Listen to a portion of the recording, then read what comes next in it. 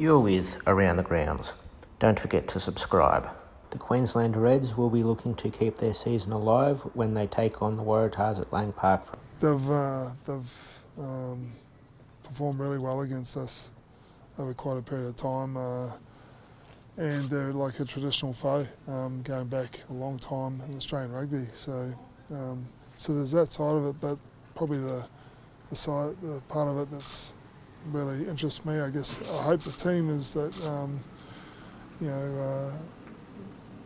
there's an opportunity to go further in this competition if we can win this game. Going into this game, Coach Brad Thorne will be bringing in the changes to the game day squad.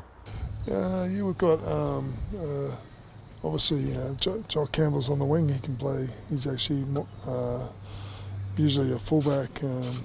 You've got Teddy Tellers that had experience there.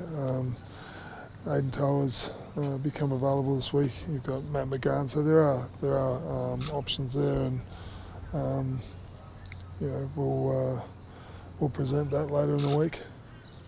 Who are you leaning towards at the moment, Brad? Like I said, we'll talk more about that later in the week. Yeah. The LNP have matched Labor's commitment of $15 million to redevelop Ballymore Stadium into a national rugby training centre.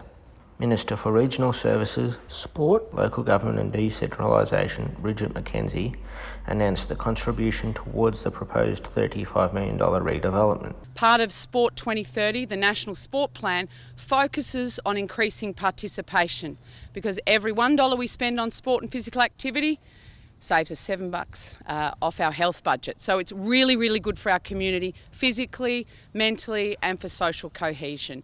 And iconic places like Ballymore play a key role in that key piece of social cohesion that sport and the power of sport can bring. The new training centre will be the centrepiece of a world-class community sporting facility, according to Queensland Rugby Union CEO David Hannam. A precinct here at Ballymore that people can be proud to come and visit. Ballymore is a destination.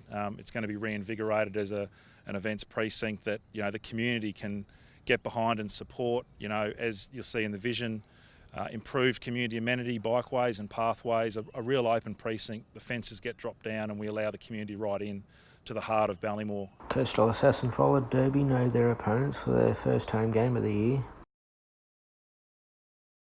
They are scheduled to play Brisbane City Rollers Punk Blockers on June 22. The Assassins will play all three of their home games at Calandra's Indoor Stadium.